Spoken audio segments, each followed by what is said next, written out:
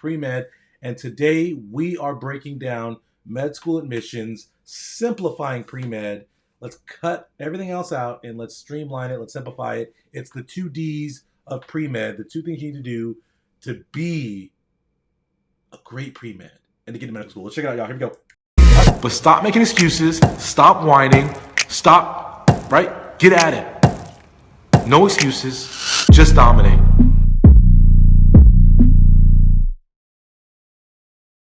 Oh, I am so excited that the Dominate Premed show is here.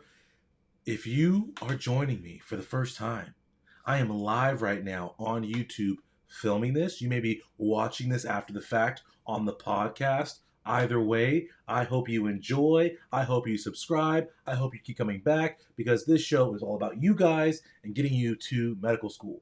I am here to answer your questions. I am here to teach you how to efficiently and confidently pre-med so you can get into the med school of your dreams. I'm Dr. Andre Pinesett. I'm a Stanford Medical School graduate. I'm a faculty member at the University of California, San Diego in the Department of Anesthesia.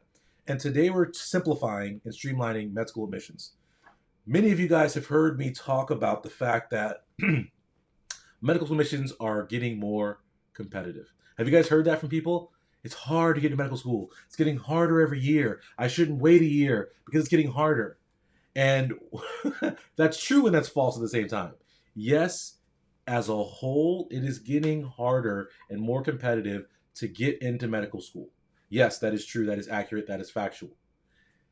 With that being said, it's not getting so much more competitive every year that you should rush your application and say, you know what? I don't think I'm ready. I could benefit from doing these extra things this next year, but I'm going to apply this year because next year is going to be so much more competitive that it's going to change the complexity of my application. That's not the case. It's just an aggregate as a whole. It's getting more competitive. So it's important that we understand that as we say that. Why is it more competitive, guys, to get into medical school? Why? What is making it so difficult, so hard for you guys? All you want to do is become a doctor. All you want to do is give back to your community. All you want to do is help people. So why is it so hard to get into medical school?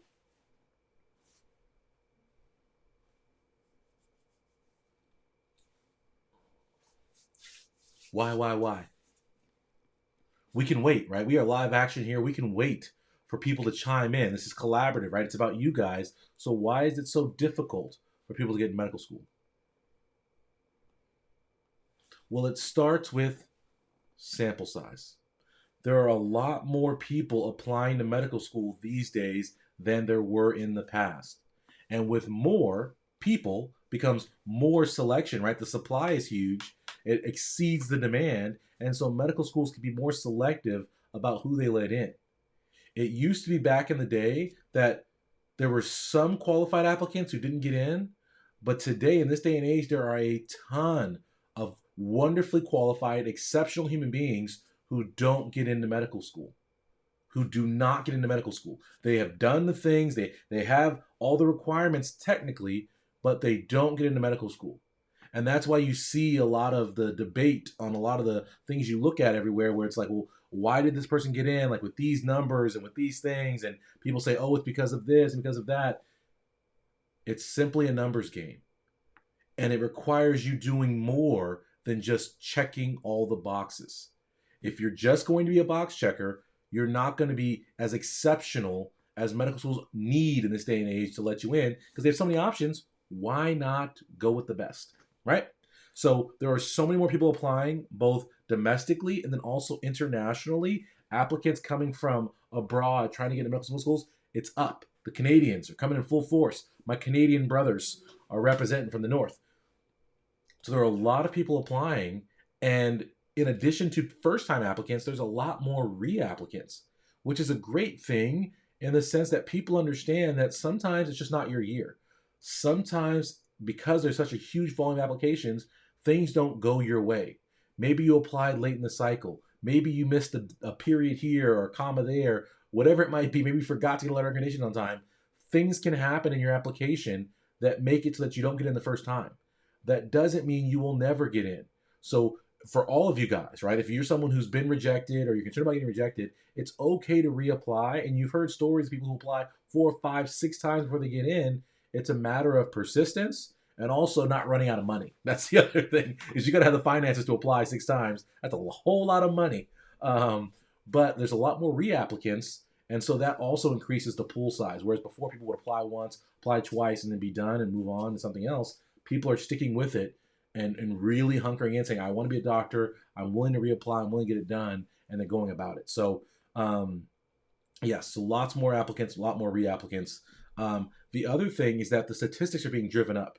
So if you guys even look from the time the new MCAT was introduced a couple years ago to now, the average on that MCAT has jumped up over 2 points. So it's like 2.5-ish, almost 3 points that the average has jumped, or the median has jumped up.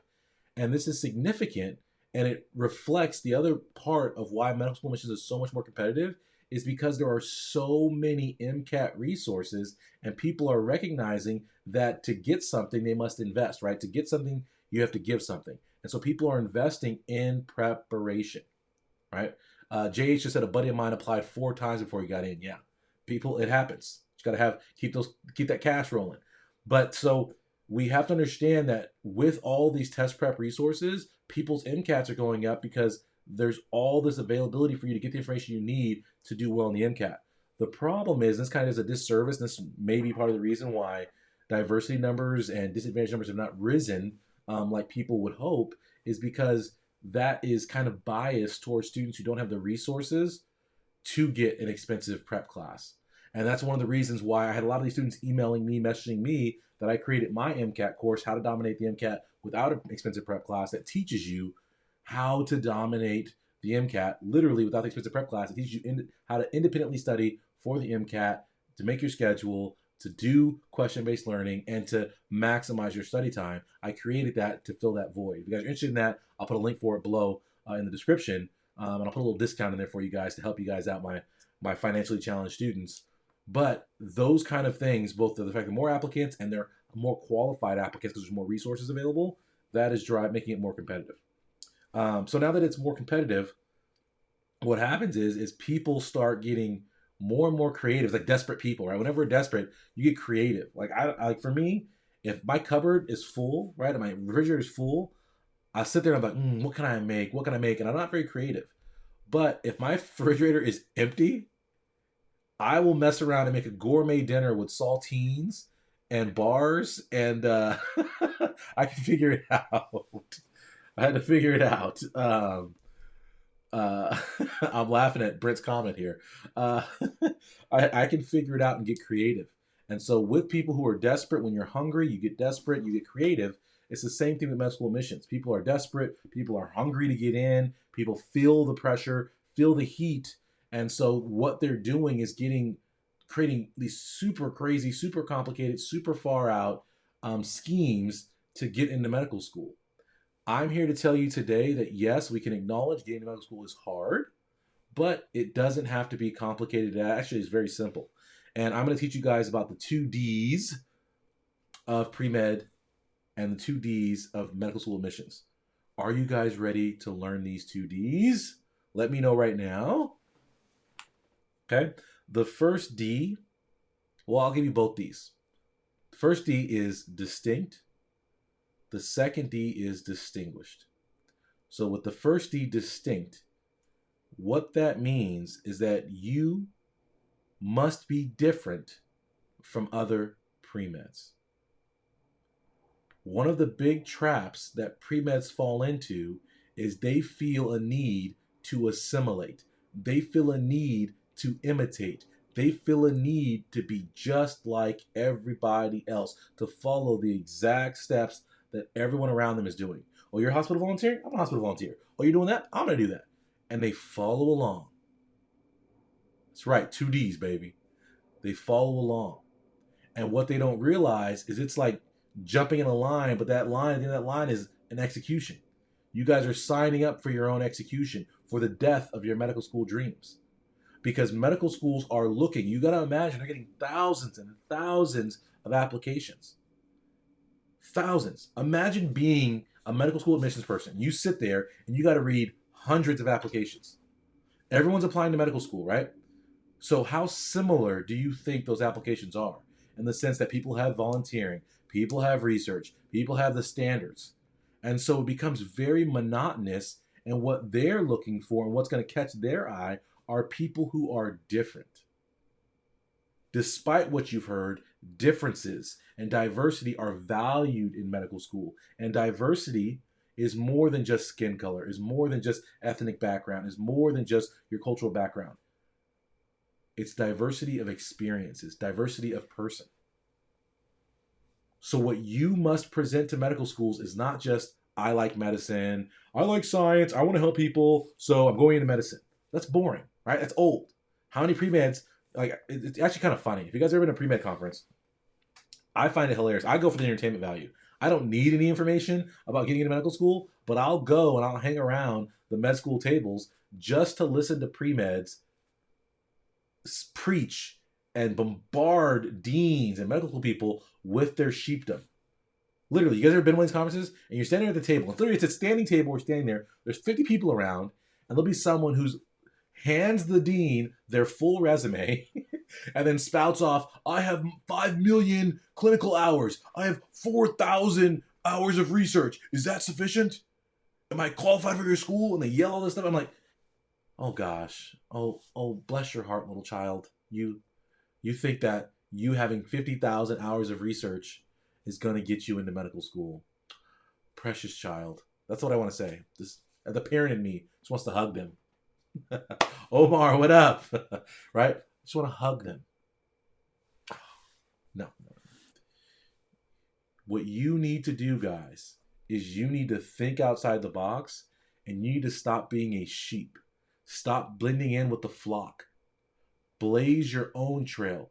Be the wolf.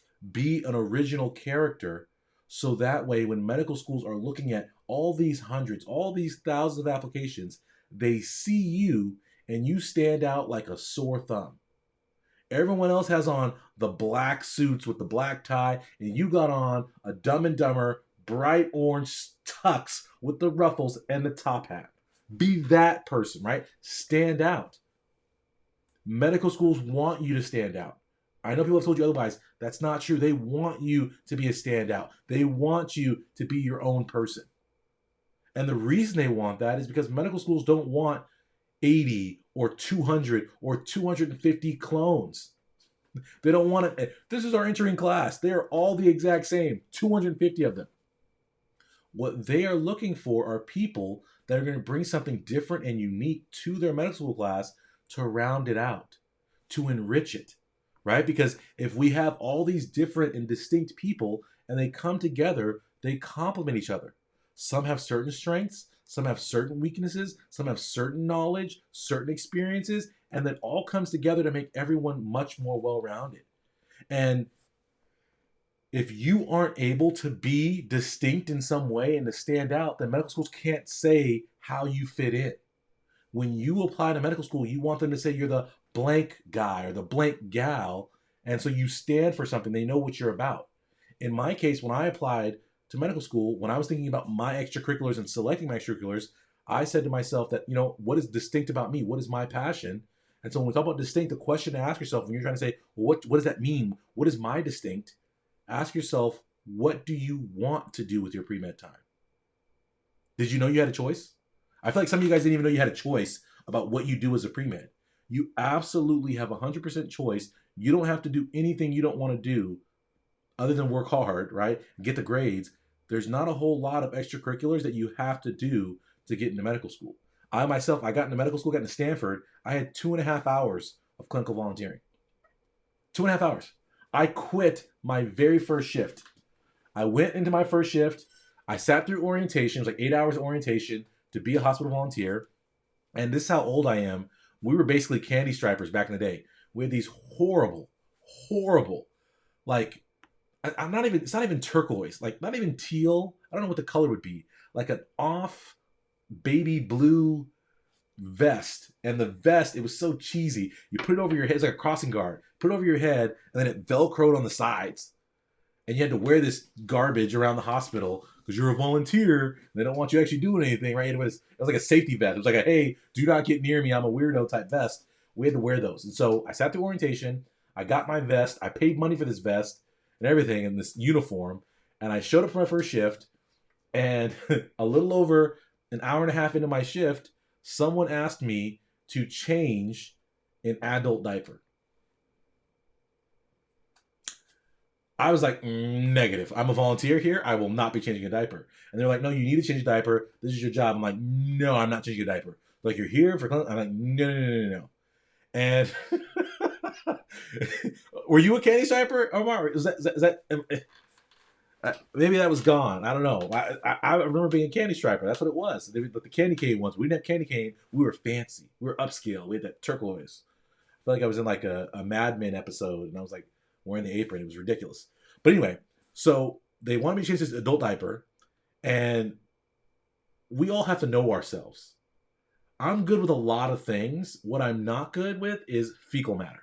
Not at all. My wife, before we had children, she was like, yeah, so what are you kind of dreading about being a parent? I'm like, oh, I love everything about it, but I'm not changing poopy diapers. And she's like, what do you mean you're not changing poopy diapers? I'm like, I'm not changing poopy diapers. I have a limit. I have a limit to how far I can go. Fecal matter is where I stop. I can't do it. I ended up changing some poopy diapers because I've matured in my old age. And happy wife, happy life. She would have probably beat me up. I would have been divorced right now if I hadn't changed a poopy diaper. So I changed poopy diapers. But I wasn't willing to do this as a hospital volunteer. I didn't feel it was right. I wasn't getting paid to be there. I don't have to change a poopy diaper. And it came to a standstill with me and the care provider. And so it got bumped up to the unit supervisor. And they were like, oh, you need to change this diaper. You are here under our supervision and you need to be doing these things to fulfill your duties of yada yada. I'm like, I'm not changing a diaper. Like, well then we're going to have to talk to your supervisor. I'm like, you don't talk to my supervisor. I quit. And I took off my turquoise vest in protest, and I almost left it there. I was going to throw it down in protest, but I kept it with me because I was a broke student. So I took my vest with me to hopefully get my money back. Of course, I didn't get my money back. But that was my 2.5 hours of hospital volunteering. That was it. I quit. First shift. They're like, we're not giving you a letter of recommendation. I'm like, good, because I don't want anyone to know I ever wore this tacky turquoise vest. It was a TTV, tacky turquoise vest. Brett, it happened to you too? UCSD had turquoise. It's ridiculous. Can't do this. So anyway, so I quit my clinical hours. I only had 2.5 hours. How many of you guys think you can't get into medical school with no clinical volunteering? How many of you guys think you cannot get into medical school with no clinical volunteering?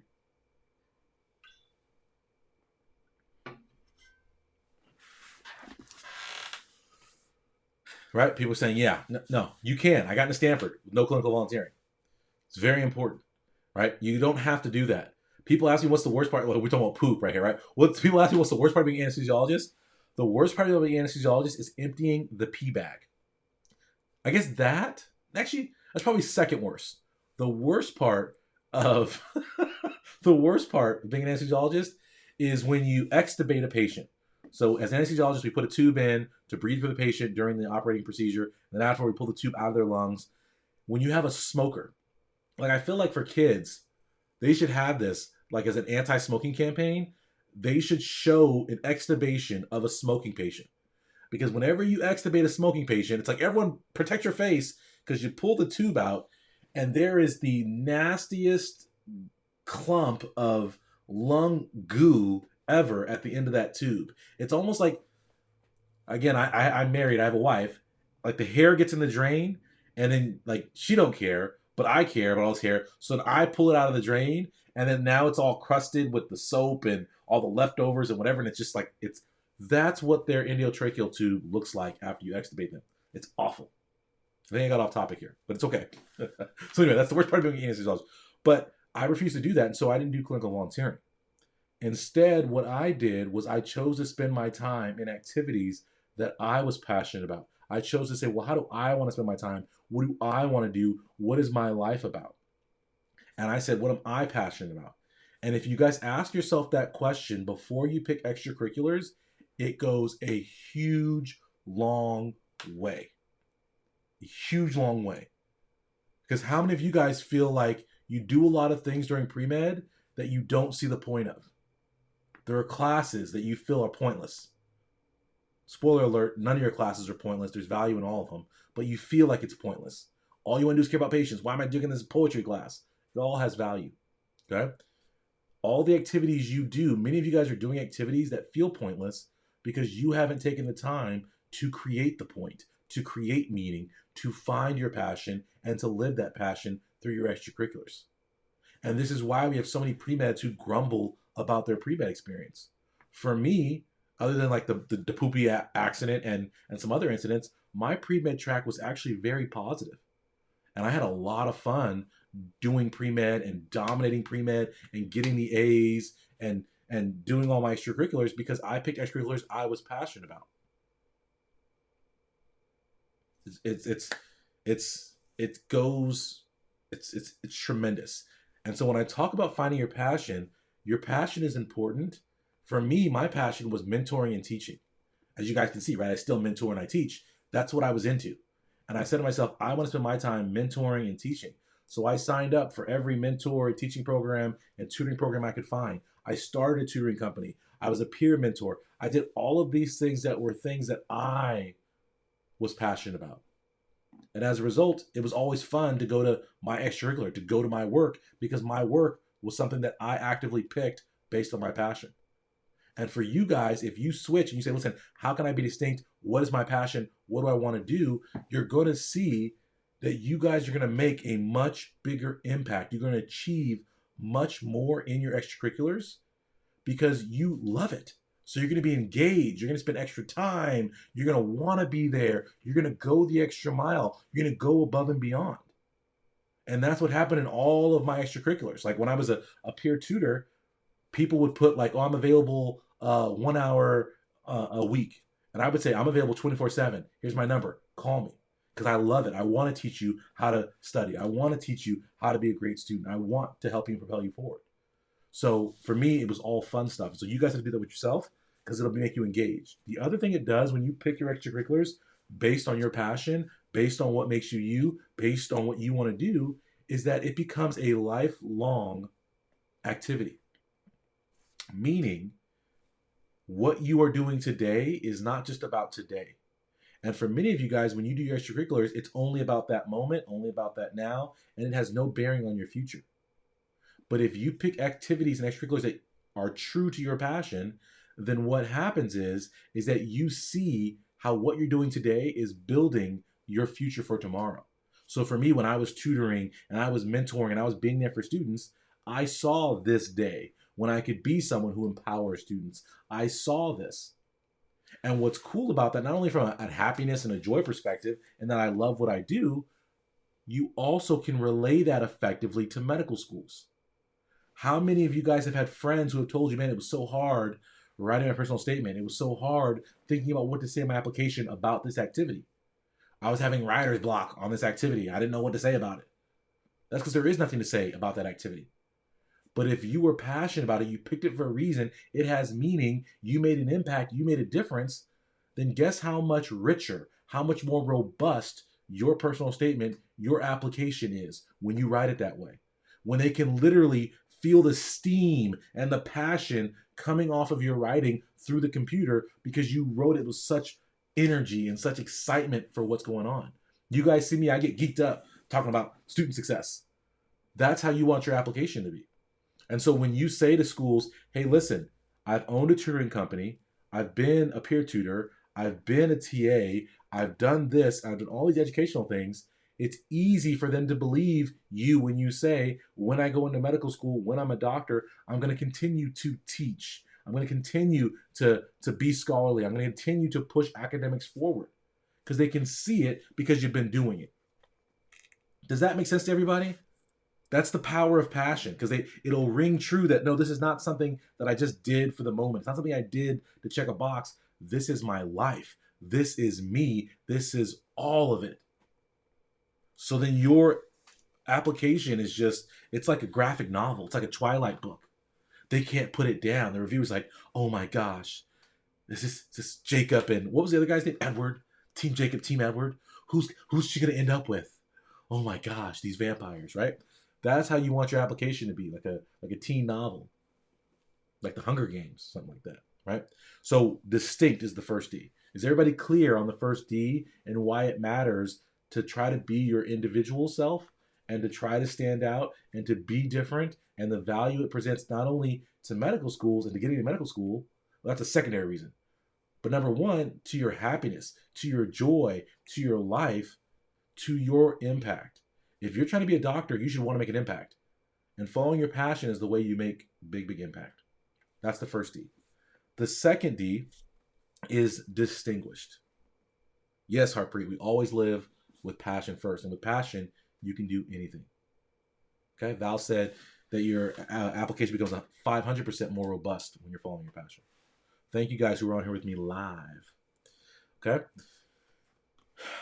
So Degenerate asked, how did the interviewers view your low clinical hours?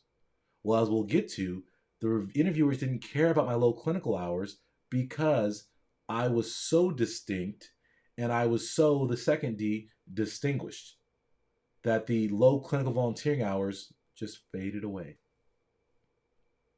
Just faded away. I was a firecracker of excellence and of diversity, so they couldn't see that I didn't have very many clinical hours. They didn't care. Got lost. So the distinguished is the second D, and when we say distinguished, we mean better. We mean excellent. We mean suprema. How have you distinguished yourself as a pre-med? If I were to ask you that right now, how are you different from every other pre-med? What makes you, how have you been better than other pre-meds? What makes you better? Could you answer that question?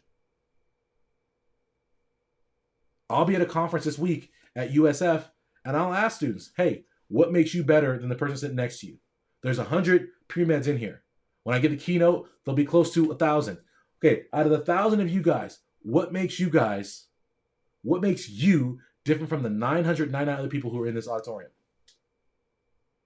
What makes you different? And very, very rarely does someone stand up with pride and say, this is how I'm better. This is how I'm different. Because most pre-meds don't know. And they're ashamed to be called on to talk about their greatness because they haven't focused on being great. That's why I'm always talking about no excuses, just dominate. It's not about thriving. It's not about being average. It's not about getting by, because getting by is not how you get into medical school. You can get by, or you can get excellent and then get into medical school. You got to choose. So how have you been excellent as a pre-med? If you're a current pre-med and you still have time, ask yourself and look for real ways that you can be excellent. What does it mean to be distinguished? What does it mean to be excellent? It means going beyond the ordinary, going beyond the call of normal duty. So when you guys are in a position, in a role, and you're doing something, an activity, what are you doing to advance that role and to do more than what everyone else who has that role has? If you're the club president, how are you making yourself the best club president that there's ever been? Or are you just like every other president, following the instructions on the president's sheet? Did you create new initiatives? Did you grow the membership? Did you make change on the campus? Did you change your community? If not, you're the exact same as every other organization president that applies to medical school. And there are thousands of them, right? There are literally thousands of them. How are you making yourself different? How are you going beyond the call of duty? And then I mentioned this kind of briefly, but the impact part. It's not about participating in an activity. It's not the activity itself that medical schools care about. It's about the impact. One of the reasons I was okay quitting my clinical volunteering job was because I understood that as a volunteer, my impact is limited. Let's be truthful. How many of you guys have been candy stripers? They don't still call that. It's not, I guess it's not a technical term. But how many of you guys are hospital patient whatevers? What do they call it now? I don't know. Hospital patient volunteers, whatever it is. How many of you guys have volunteered in a hospital? What impact is your volunteering making? How are you different from the other 10,000 hospital volunteers? Like, truthfully, I'm asking. I will wait because this is such an important point. Because some people are going to wave their hands at this and say, oh, he doesn't know what he's talking about. But I ask you, if you're trying to stand out to medical schools who get over 50,000 applications, how are you different from every other applicant who volunteers in a hospital?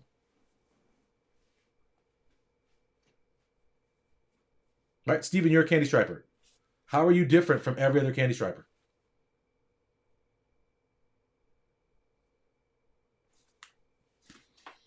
Most of the time, right, your shift just involves jumping out of the way, making sure you don't bog down real patient care. And that's unfortunate, right? You take someone from one room to another room. Make sure the place is clean, make sure there's no trash, get your 4 hours, get on with your day, get on with your life. But where's the impact? As I say that, I'm not saying that you shouldn't hospital volunteer. There's value in it. But when we go to doing pre-med and thinking about being distinct and being distinguished, this is an opportunity to move beyond the activity itself and think about our goals and what we're trying to do. And so with hospital volunteering, the hospital volunteering itself is not necessary for medical school. What is necessary? Clinical experience. They want to know that you have been in a clinical environment and you know what being a doctor is.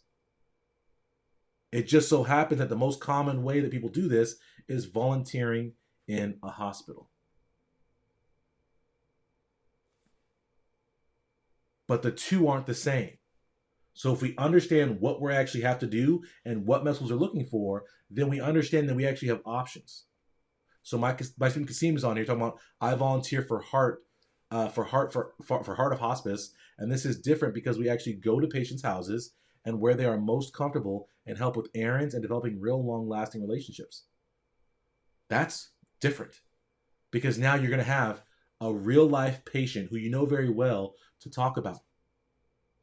You know what? I worked with Miss Rose, and Miss Rose is probably 150, and she was actually on the Titanic when it went down. And every day I would go to her house, and she was so thankful to see me because I reminded her of a boy she knew long ago named Jack. And I would come over and she'd say, Jack, Jack, you're back. Jack, Jack, you're back. I thought you were lost to the bottom of the sea. But every time I was there, Jack was back. He didn't drown. He was as sexy as Jack was. He didn't drown. He was back in her living room. And I brightened up her day. And every time I was there, she smiled and had a good day. And we connected. And I felt like I made her time on this earth better. And you can talk about that. Does that make sense? For people who aren't catching that, again, I might be a little old, but I was describing the movie Titanic with Jack and Rose, which I'm still bitter about. A, the movie was too long, but then B, the fact that she had the whole door and then he just slipped into the ocean and she had a little hoarse voice talking about Jack, Jack. It's pretty weak. Pretty weak. But anyway, does that make sense? Right? That's the experience that you can describe that's going to stand out to medical schools over over being in the hospital volunteering. The other thing I'll say, right, is another alternative is there's a great company, Cope Health Solutions. They have a program called the Cope Health Scholars. If you guys are not familiar, I highly recommend you look into it. It costs money for this volunteering. Some programs cost money. This costs more money. But what I love about their program is that they see the value in you guys as more than just patient care providers. They understand that you're very limited as a patient care provider. So what they actually try to do is provide opportunities for you guys to get exposure to other aspects of healthcare, including administration, and take leadership positions. They created ways for you to make yourself distinguished from other volunteers. So check that out. Cope Health Solutions, their Cope Health Scholars Program. Check that out. But then you can make an impact. So then if we go beyond the call of duty and we make the impact, yes, we can tell a story about how we touched Rose's life or whatever it might be. But how do we really, really set ourselves apart from everyone else? Well, we have to concretize our greatness. We have to concretize our excellence. We have to concretize our distinguishment. That's a word. Okay? And we do that in 3 different ways. Are we ready? The first way is with the letter of recommendation. A letter of recommendation is the gold of your application.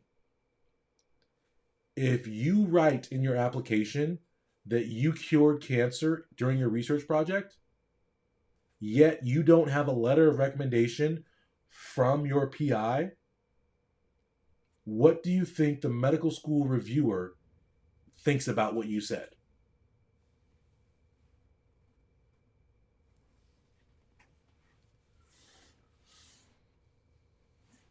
Bradford, I'm glad you caught me live. If you guys do not know, I am live right now on YouTube filming this. This is the 2nd episode in the Dominate Premed show. I'm so excited. We are now video. We are now podcast. This is a multimedia show. I'm very excited to bring you guys this and to bring you guys high quality information. So if you guys are liking what you're hearing so far, make sure you subscribe if this is your first time with me. If you're on here live with me right now, like this, let me know that I'm giving you a word that you need today, that I'm helping you, that I'm creating clarity in this kind of murky world of pre-med and getting to medical school. Let me know. Okay? So the letter of recommendation, if you say you did something great in an activity, but you don't have a letter of recommendation, then it's all fluff. Exactly like Steve just said. It's all, right, like Val just said, exaggeration. It comes off as disingenuous. Because if you really made a substantial impact, then why wouldn't your supervisor want to recognize your hard work? It's like anything. You need, right, a witness to corroborate your story. So if you say you're great, but no one else backs that up,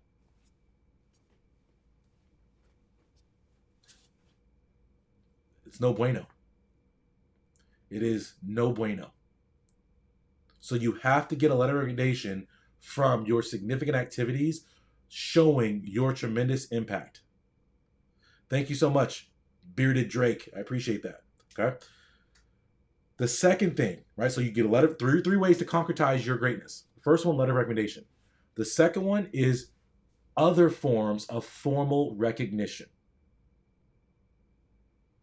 Yes, Val. Val is correct.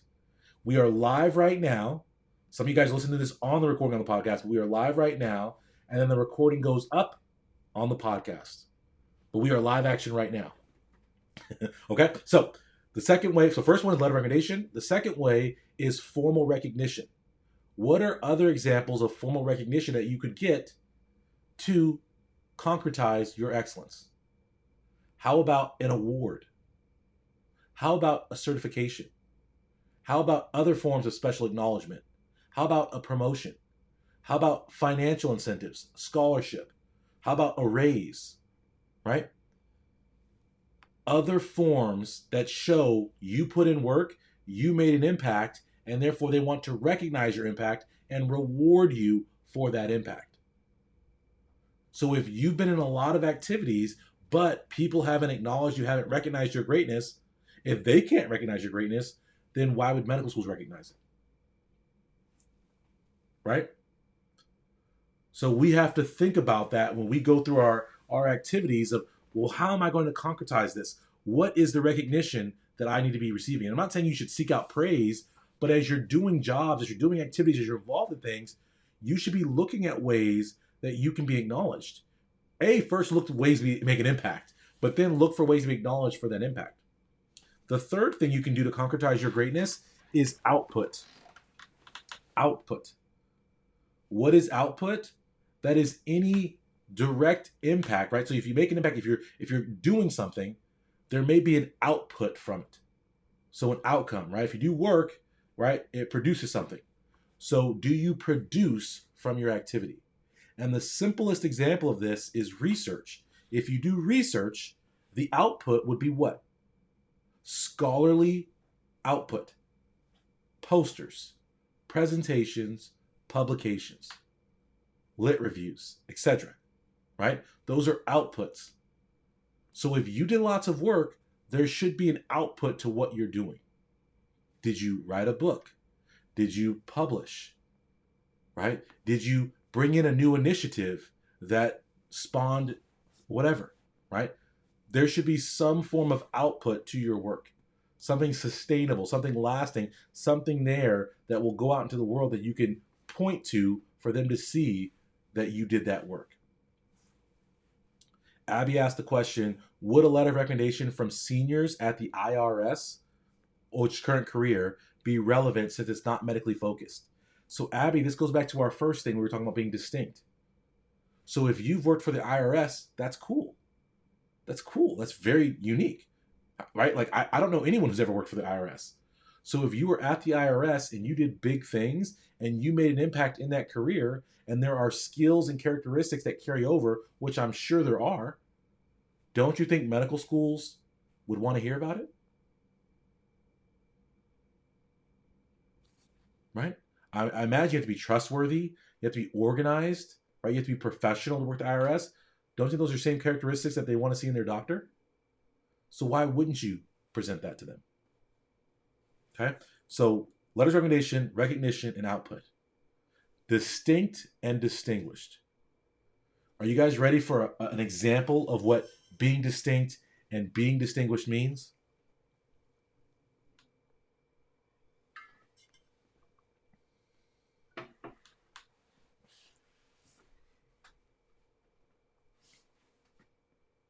If you guys are enjoying this, right, before I get to this example, please take the time, like this, subscribe, let people know you are here, that the Dominate Premed show is off the hook, and that I'm bringing you expertise. If you have a question, get to my website, studenttransformation.com, click on leave me a voicemail, and I will answer your question live on here. Send me a question, guys, so I can make sure that you're informed and you have the answers you need. Here's the example. I have a student. She applied to medical school. She didn't get in. She recognized that she needed to fill in the gaps some way.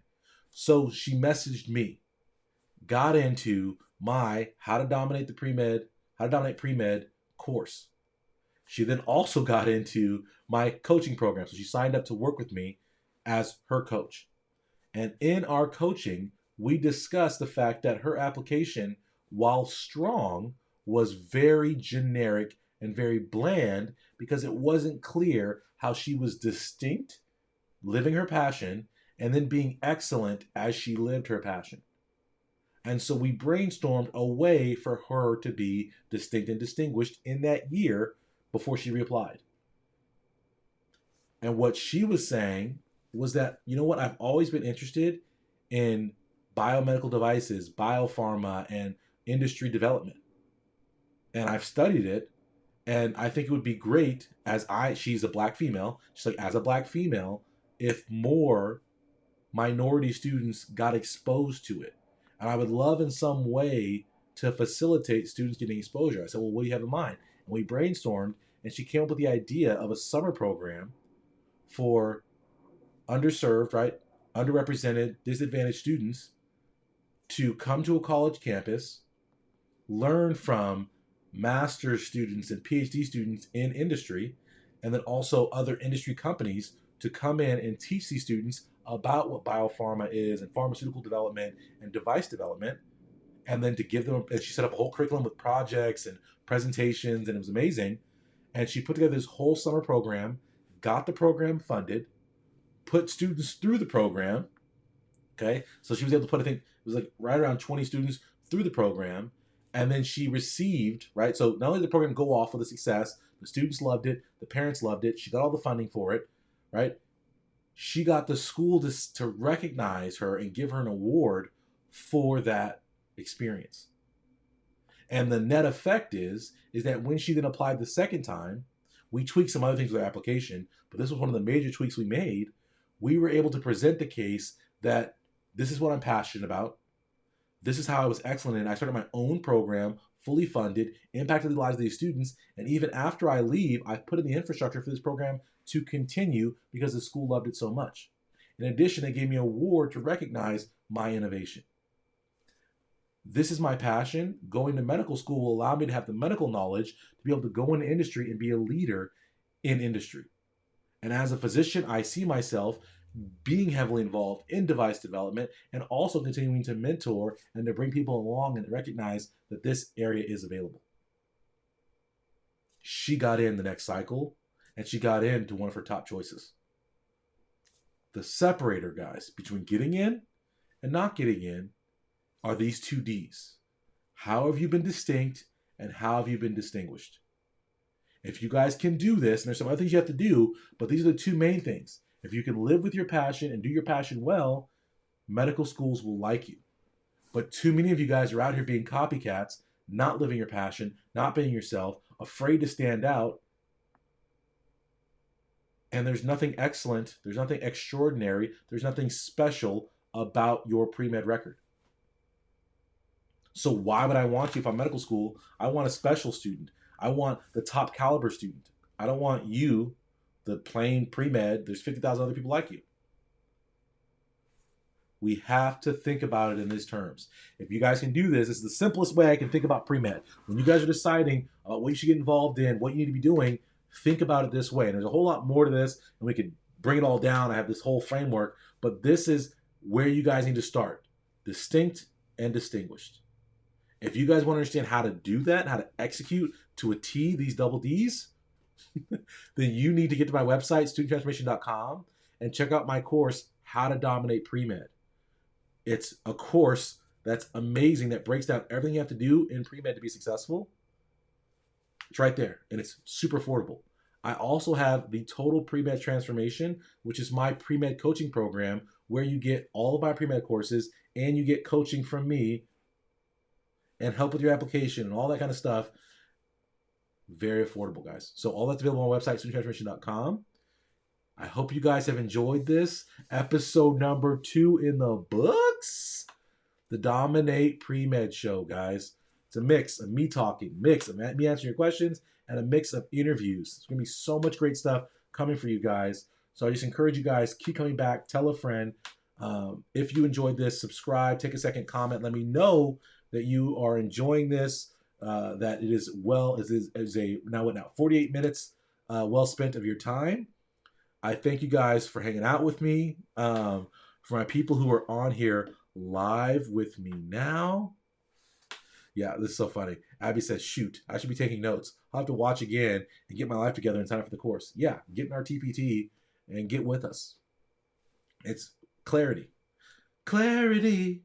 Oh, that's a little John Mayer. All right, so thank you guys so much for joining me. I will see you guys next time. For my people who are on me live with me right now, we're going to be back again in exactly 10 minutes for episode 3, y'all. We don't stop. It's a marathon today. It's a marathon today. So I will see you guys very shortly. Is that a word? We'll see you guys shortly. Very shortly. 10 minutes. We'll get out again. Episode 3. And we're going to talk about another very high yield pre-med topic. Thank you guys very much. As always, what do we say, guys? What do we say? What do we say? What do we say? What do we say? No excuses. Just dominate. I'm Dr. Pinesett, and I am out, y'all. Today is the day, guys. No more excuses, no more complaining. You're going to take your future in your own hands. You're going to dominate. You're going to be successful. Get to my website, studenttransformation.com. I challenge you. What are you going to do today to make your life better?